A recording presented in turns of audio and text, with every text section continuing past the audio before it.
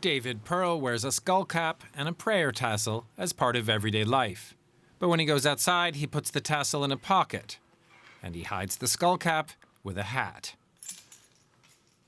David, his wife and children have lived in Berlin for 5 years after spending some time in Israel. There are many things he can't take for granted anymore. He's experienced too much hostility. Sometimes there's a traffic jam on the street where I live, and one time 3 Arabic-looking men got out of a car and they started spitting at me and harassing me, saying, "You dirty Jew, we'll stab you to death." His experience is far from unusual. Police statistics show that the number of anti-Semitic crimes in Germany rose from 1,504 in 2017 to 1,799 a year later, an increase of nearly 20%. The overwhelming majority are attributed to far-right perpetrators.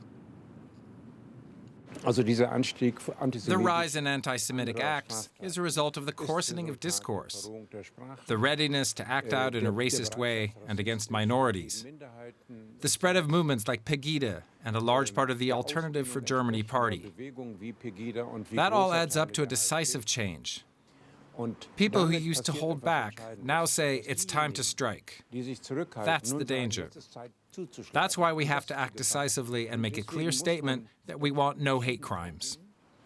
Und zwar in der Ansage, wir wollen keine Hassverbrechen. Germany guarantees freedom of religion, but for some, expressing that religion can be dangerous.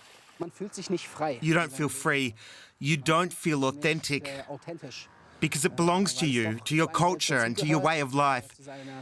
It's not just a religious symbol, it's also the symbol of a way of life. That's something David wants to be able to hand down to his own children. For my kids, it's totally normal to wear it and to run around in it.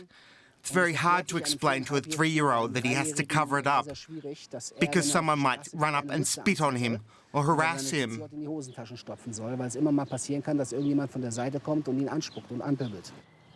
David would like to wear his skull cap all the time in public, not just on the way into the synagogue.